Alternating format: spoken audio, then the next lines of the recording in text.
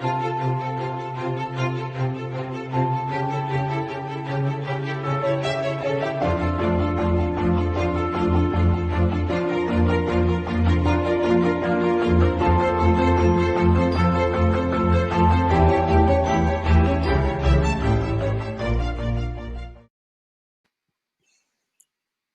evening, everyone, and welcome to tonight's episode.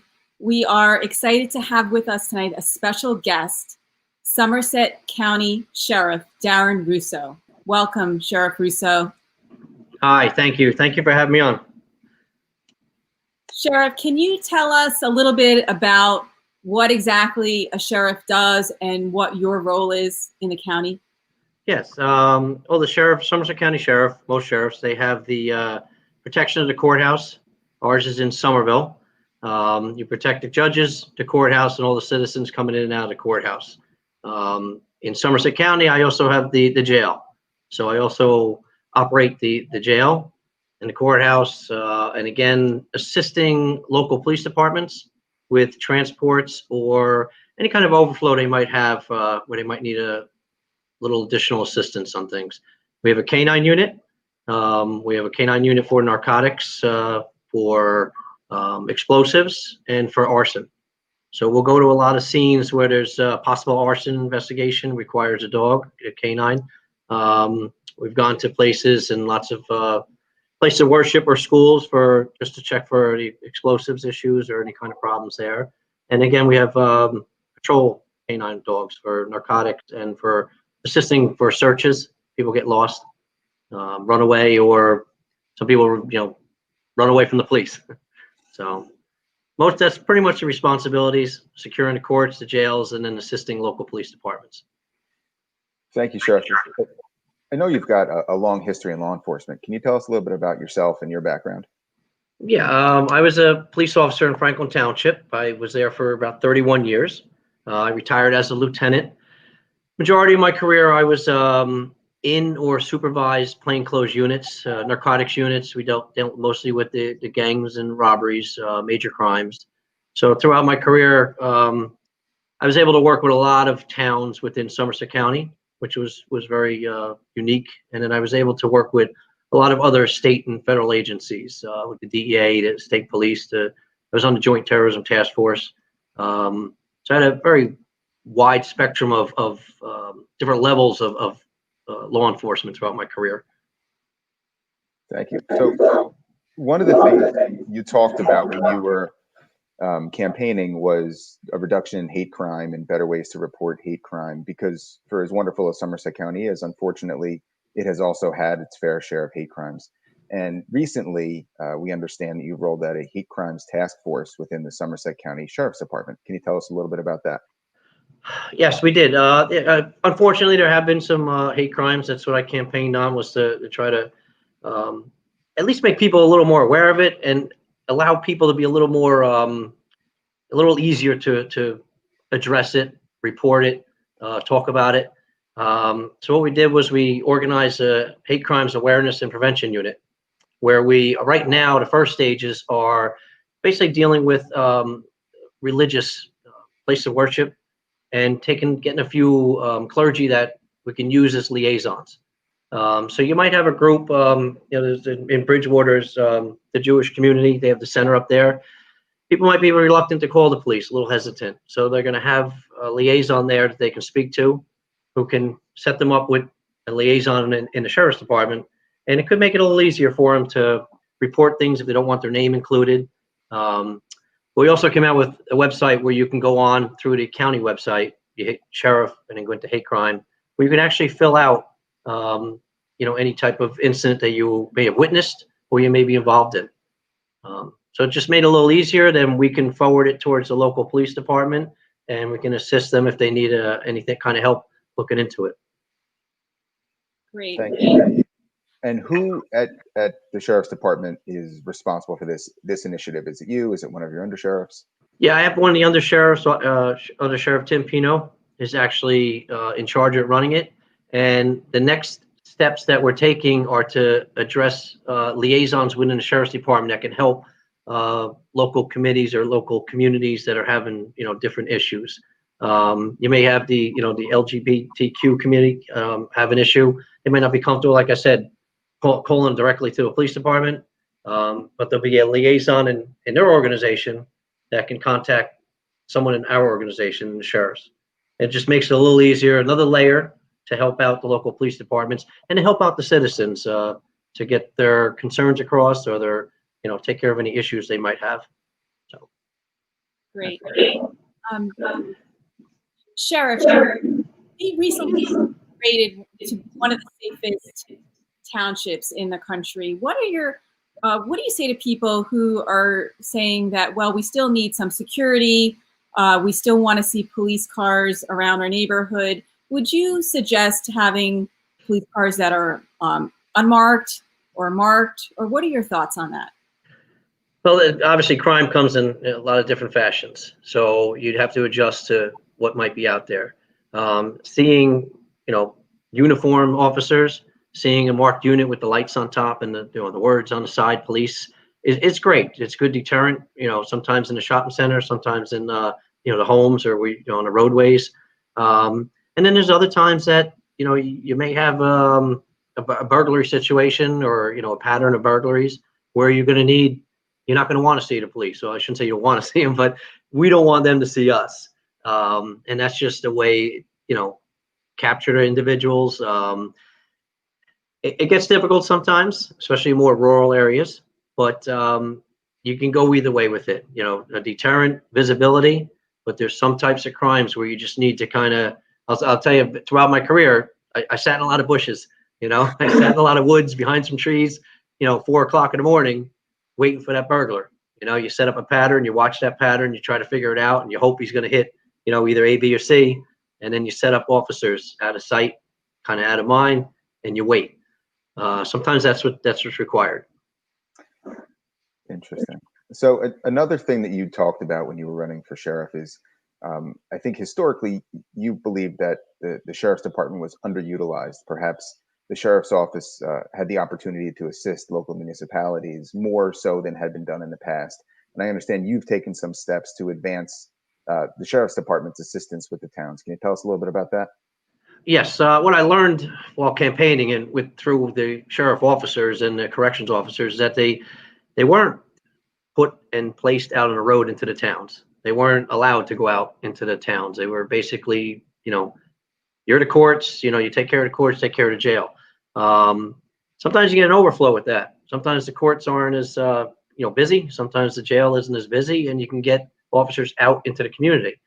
So what I looked at is trying to figure out how to move around some officers, how to adjust maybe some schedules, and how to get them out into the community and help out local law enforcement. One of the things we came up with was prisoner transports.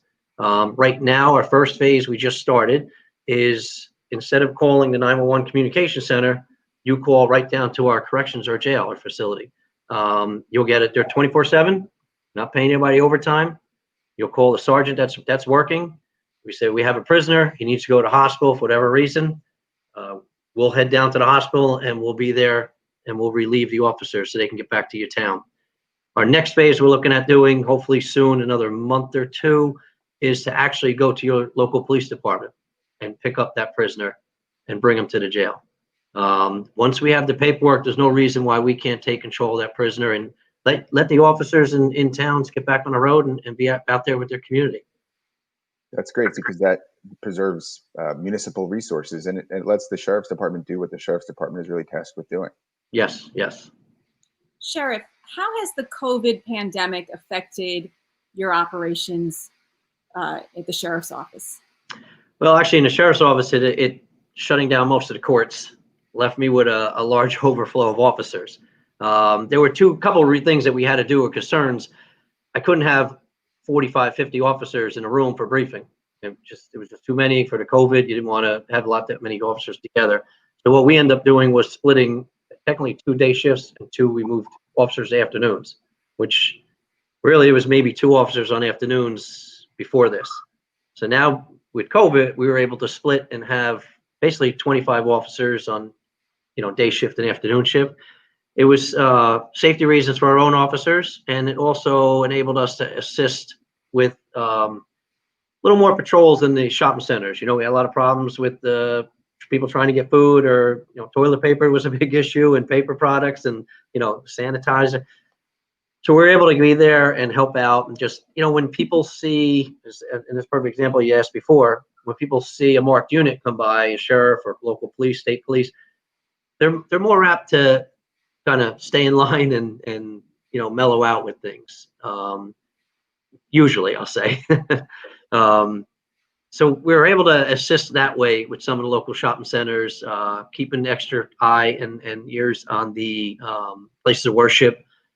Being that the schools were closed, that could be for vandalism. So we were able to get to a lot of schools and make a lot of checks at the schools.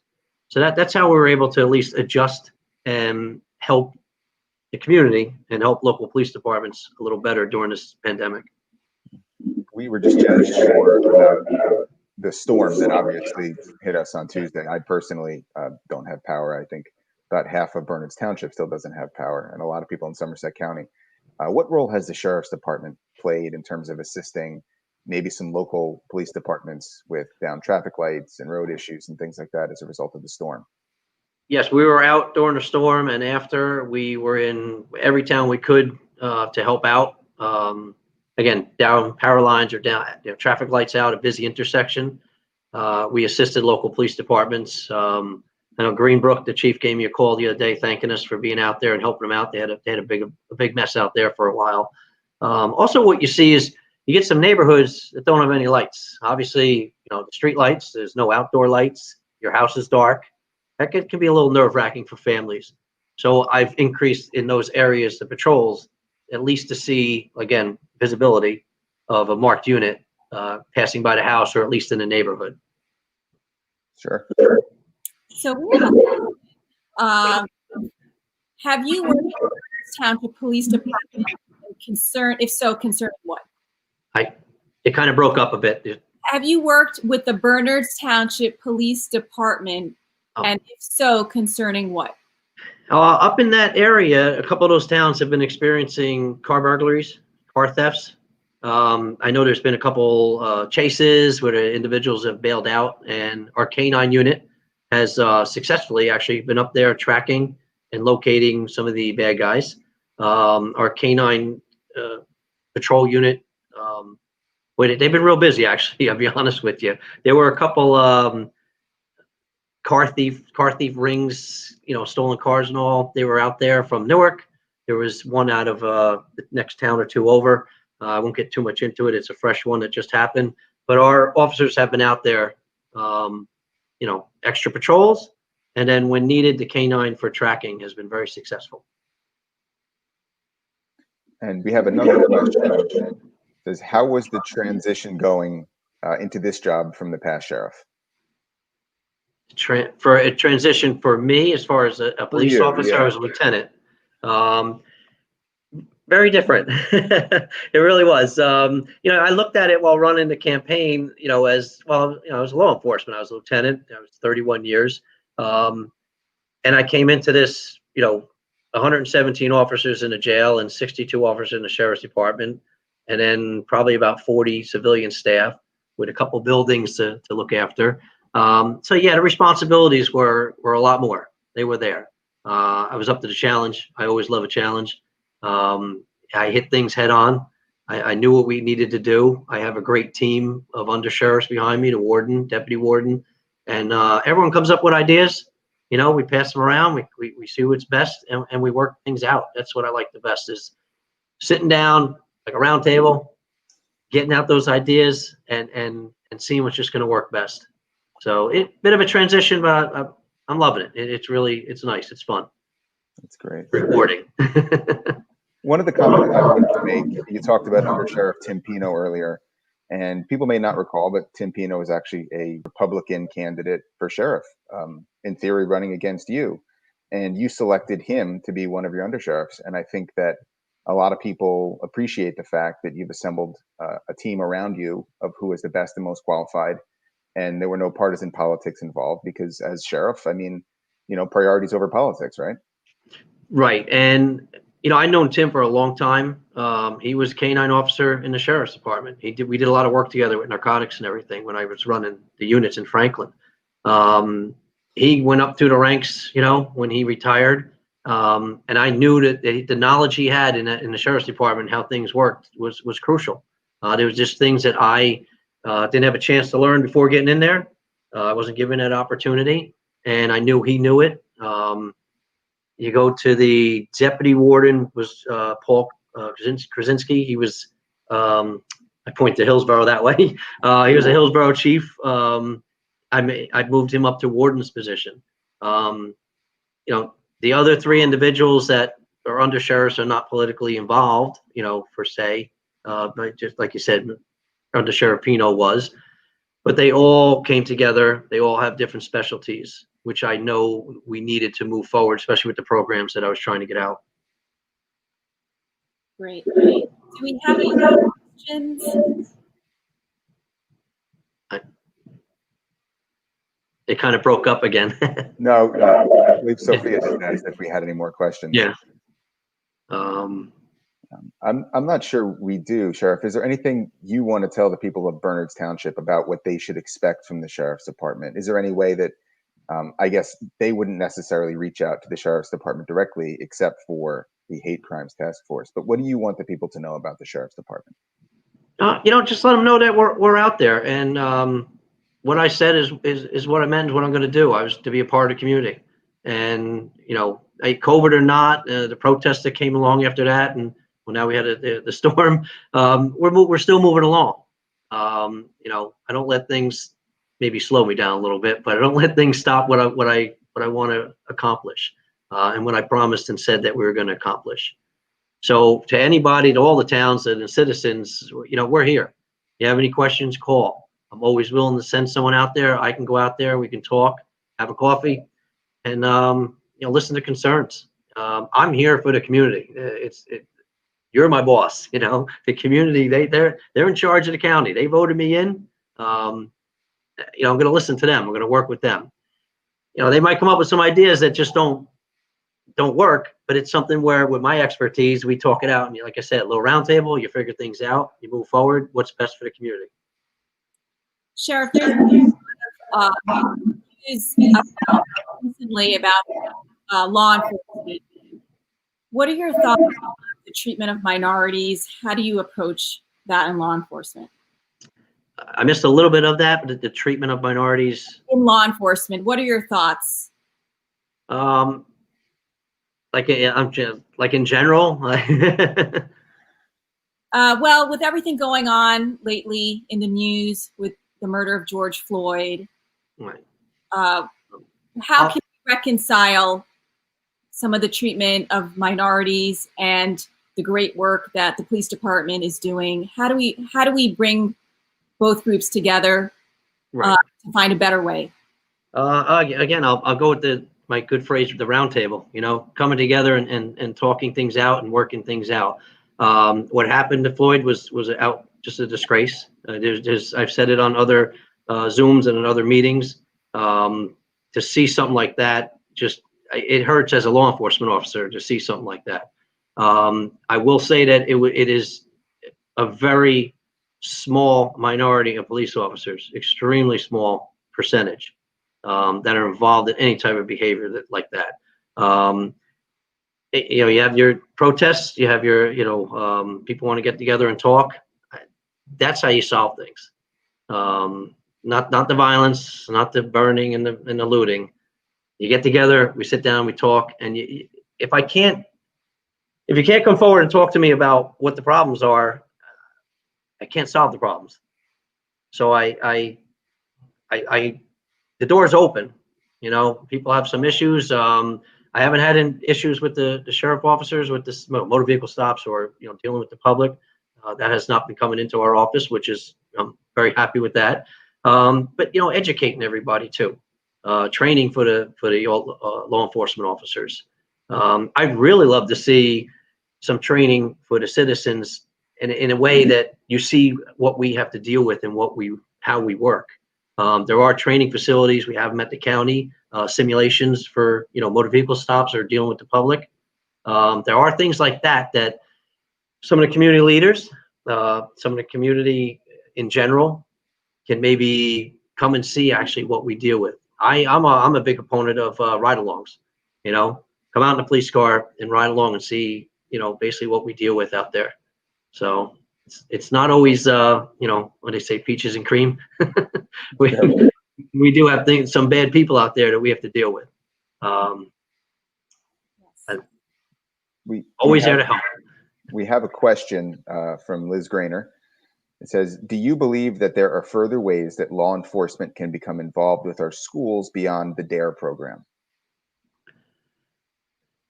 Yeah, I mean, there's we're actually looking into a new program now, LEAD, Law Enforcement Against Drugs. It's national. It's just starting in Jersey a little bit. I met with them the other day. It goes beyond just the classroom. It talks to the kids outside the classroom and the families. And that's something that, like talking before, if there's issues with the schools, going to, I don't know how to word this. I want to say being a parent, but being that role model for kids that might need a little additional assistance, might need a little guidance. We have a couple officers that do that right now in the VOTEC school. I know there's a lot of officers that do that, local police departments, but that's something they kind of do on their own. I'd like to expand that, and that's one way outside of either DARE or the GREAT program or this LEAD program to get into the kids. I don't want to say personalized, but outside of school. You know, what do they do after school? Where do you go? Who are you hanging with? I think that putting them in the right direction is just always crucial in who they're hanging out with and, you know, who they should not be hanging out with. Sure. We have one more question. What surprised you when you took over your role? What surprised me most, huh? You know, I was aware of the how much the officers wanted to be on the road and helping the community and working with the people. I knew that they wanted to get out there, but I was really surprised at how much they really wanted to get out there. They know they had the courts, but being held back inside and not being allowed to go out to the community I was a little bit surprised. I was quite surprised about that. So that kind of took me back a little bit. But seeing the officers coming up with different ideas, different ways to interact with the public, you know, the schools are, like I said, the place to worship. I hate to say it that way, but it surprised me that they were kind of a step ahead of me or with me in getting out there to the community, which was a good thing. But it definitely was a little bit of a surprise. That's great. Well, that's all we have tonight. Thank you so much.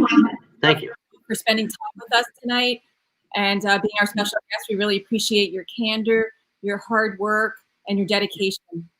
Absolutely. Thank you, Sheriff, for your time, and best of luck to you and the whole force going forward.